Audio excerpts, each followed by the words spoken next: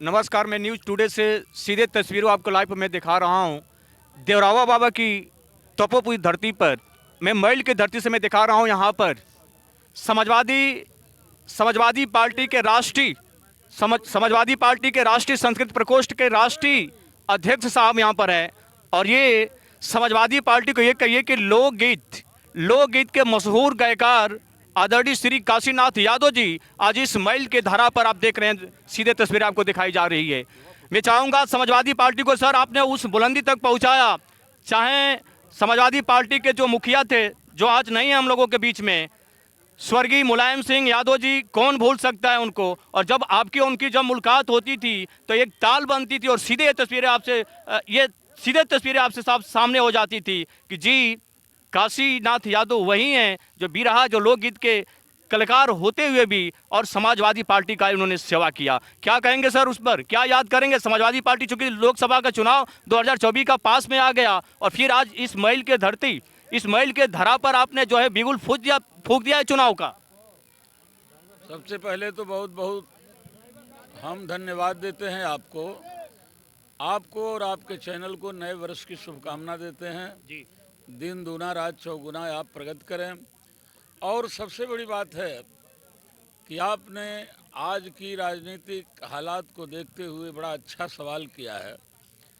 जहाँ तक आप पूजनीय नेताजी की बात किए हैं, नेताजी की अगर 3 बात आदमी याद कर ले जी जी तो शायद समाजवाद इस धरती पर आने से नहीं रुक सकता है। उन्होंने पहली बात हमसे कहा था, काशीनाथ जी धोखा खा लेना लेकिन धोखा किसी को मत देना। दूसरी बात उन्होंने कहा था, उन्हीं के शब्दों में बोल रहा हूँ, काशीनाथ कम बोलना गोल्ड है, ये नहीं कहे कि चुप रहना। कम बोलना गोल्ड है और बहुत ज़्यादा बोलना सिल्वर है। जी कम बोलो, सही बोलो, ठोस बोलो। ज़्यादा बोलने वाला गलती ज़्यादा करता है, जी इसलिए सही बोलो, कम बोलो। और तीसरी बात उन्होंने बड़ी बहुमूल्य कहा था जी कि भावनाओं के रिश्ते खून के रिश्ते से ज़्यादा मजबूत होते हैं। जी और उन भावनाओं के रिश्ते में हर वर्ण के गरीब लोग आते हैं जिनका भावनाओं से लगाव है। आपने देखा कि नेताजी जिस दिन इस धरती को गए,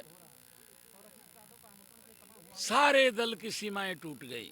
जी कोई ऐसा नहीं रहा जो पूजनीय नेताजी को श्रद्धांजलि देने सैफई बनवाया हो। ऐसे महान व्यक्तित्व के भगवान थे नेताजी। वर्तमान हालात राजनीति की आप पूछ रहे हैं, 2024 में चुनाव 4 महीने रह गया है। ऐसी सारी जनता है, ये जनता भारत की जब समझ लेती है तो उसका जवाब बड़ी मजबूती से देती है। जी इंदिरा गांधी को समझ लिया था 77 में, जी उठा के फेंक दिया। 89 में उठा के फेंक दिया। 2014 और 2019 में जी इनके तरफ हो गई, जी सारे विपक्षी हार गए। लेकिन आज जनता समझ चुकी है कि भारतीय जनता पार्टी से झूठी पार्टी कोई नहीं है। जी कहा 15 लाख देंगे, 15 नया नहीं दिया।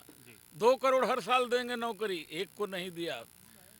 किसानों की आय दोगुनी कर देंगे, मालूम हुआ कि ये 5% लोगों को, हेडगेवार ने कहा था जी कि आरएसएस वाले अगर हिंदुस्तान पर हमेशा राज्य करना है तो 95% लोगों को कंगाल बना दो, कंगाल बना दो। जी पेट भरेगा तो राजनीति की बात करेंगे और पेट खाली रहेगा तो दिन भर पेट का इंतजाम करेंगे। महंगाई इतनी बढ़ा दिया कि सारे लोग त्राही त्राही कर रहे हैं। और वहीं पर कहा था जी कि अगर इस आज़ादी में सबको बराबर का अधिकार मिल रहा हो, तो हेडगेवार ने कहा था कि ऐसी आज़ादी से जिसमें सब बराबर हो जाएंगे तो हमारे लिए गुलामी अच्छी थी।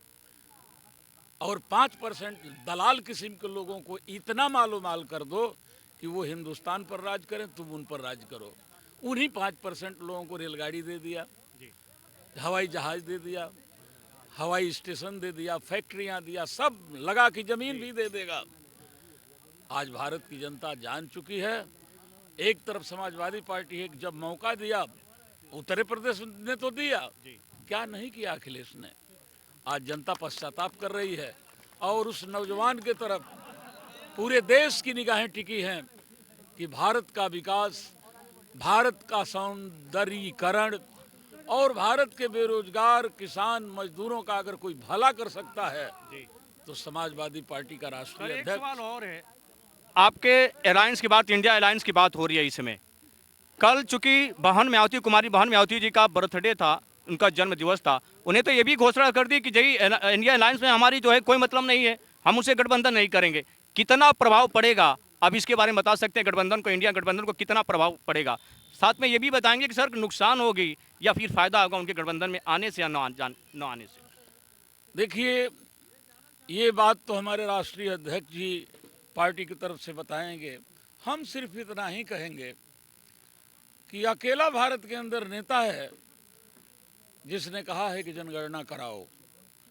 जिसकी जितनी संख्या है उसका अधिकार होना चाहिए।